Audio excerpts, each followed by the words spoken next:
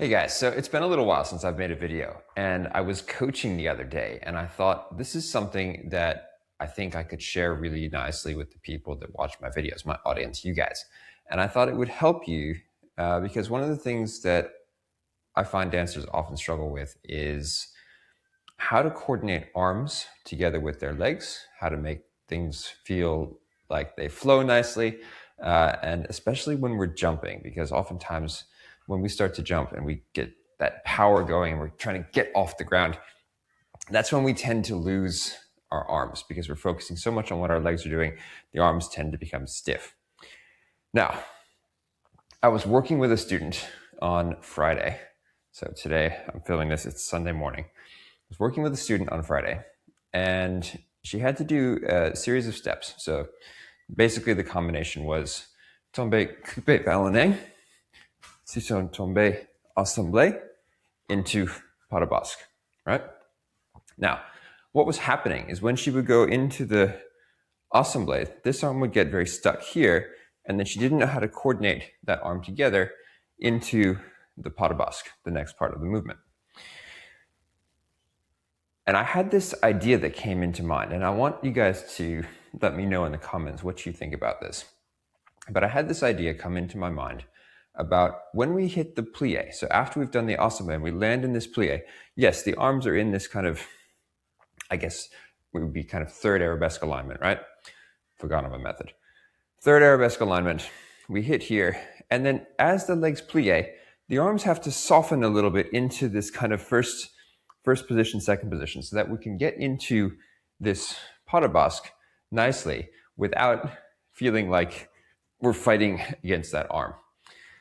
And this idea came into my mind. It's like when we plie with our legs, we also have to somehow soften and plie a little bit with the arms so that there's a connection between those 2 points. And that brought me back to the bar. And it made me start to think, when we start to do our pliés at the bar, the first thing we do is this entrelacé. So we breathe in. And then what do we do as we bend our knees? We bring the arm down. And it's a softening. It's a softening of the elbow as we come down. Now, it doesn't mean that we really bend the elbow like this. It's just a softening. So this elbow starts to lead. We come down to about here, and then we round the arm at the bottom. So that brought me then to thinking, okay, I land this jump.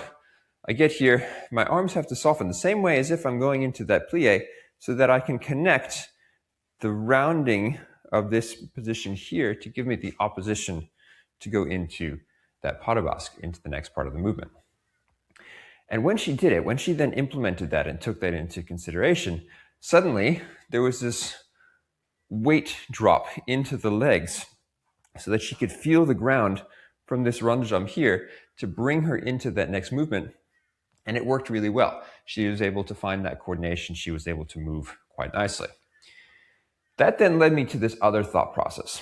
When we land anything, obviously we're trying to create this kind of feeling of up and down, right? But sometimes, especially if we're going into a circular movement, so something like a pas de basque, where there's going to be counterweight needed to offset the movement of the leg, there has to be a connection between the head and the shoulders. And this is where épaulement comes in. So sometimes we think épaulement, oh, I just have to turn my shoulders more or change something. It's not about that. It's about using the rotation of the body and the connection of the head and the shoulders to make the movement coordinate from point to point. So if I land here, I'm in croisé, and I want to extend my leg out to the front, that's perfectly fine. But then in order to get my leg to move, if I'm going to go from front almost all the way to this diagonal line, I need to have an offset of my body coming almost up and over towards the back corner here, so that by the time I get to there, I have somewhere to go up and over into the next movement. And it's this bend and movement in the body that then gives us the freedom to be able to do the dancing that we want to do. So that was the kind of correction that I was working on with this young dancer. And it moved through to a couple of different things where the focus of the class became all about coordination. And it became all about what we do at the bar and the movements we do here and how they come back into the center and relate to what you guys are going to do in your center practice. And one of the steps that she was struggling with then was a brisé. And now I know you guys have often asked me, how do we make brisé work? How does brisé actually happen? And I got to thinking about it, and it's kind of like when we go to the bar. Okay, so let's bring it back to this. If I go and I do a tendu front, a tendu side, a tendu back, I'm establishing the directions that my legs are going to work in ballet. There's no other directions. It's either going to be front or side or back. Nothing else exists. Sometimes we'll go to écarté, but the leg is still side. We've just changed the angle of our body. Okay, so pretty much front, side, back. Now, if I want to do a battu, my legs are moving side to side. So essentially it's doing tendu twice in the air. 1, 2, but with both legs at the same time. And then getting that like that, right? So my legs are going side to side. If I want to do a brisé, that movement, that side to side movement is still happening, but my legs are going out in front of me or out behind me. So that's where I've established now this tendu front, right? So if I want to do the brisé, I'm going to brush my leg out. I'm going to jump. I'm going to bring my legs and open them side to side. Something like this. Right? Now, in order to make that happen, there has to be a little bit of a lean over my body to get that line. Now, I want to use something to give you a demonstration here. Wherever I brush my leg, and this applies to piqué as well.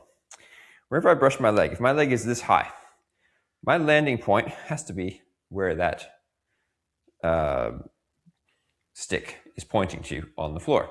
Because if I don't go all the way to there, then what's going to happen is from here, my leg's going to come down, and I'm not going to be able to get the height of my legs necessary in the jump to be able to make the brisé happen.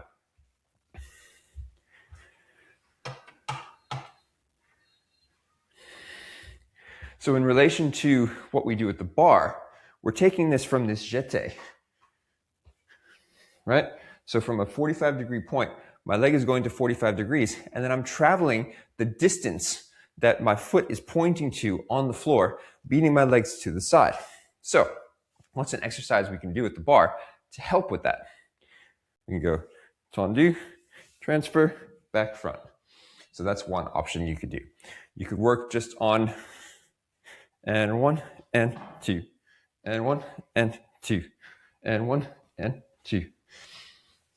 Okay, and you're developing that coordination of being able to go front, side, side, front, side, side. But that's the lower half, right?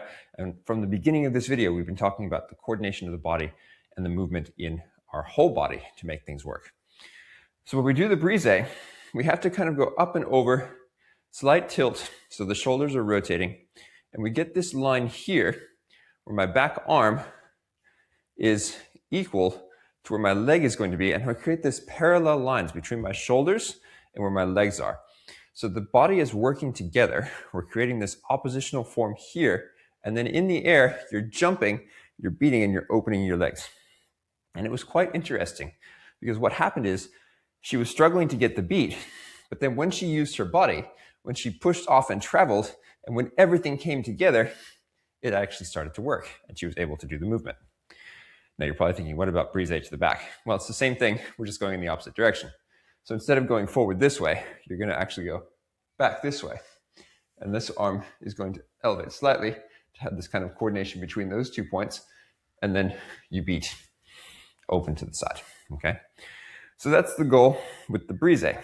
Now, we can't even further because the next thing we started to work on was entrelacé, or if you want to name the different versions of the step, entrelacé, grand jeté, entrelace, tour jeté. Okay. Fun little fact there, tour jeté is actually just like shorthand for grand jeté, entrelace. So realistically, there's only 2 names for the step. It's either grand jeté, entrelace, or entrelacé. Entrelacé kind of meaning interlace. So that action of the legs flying and then switching and all that stuff, that's where that comes from. Grand jeté, entrelace, because it looks like you're doing a grand jeté and turning in the air. So we started to work on this. And when I teach this step, I always go in steps. So I start with 5th position.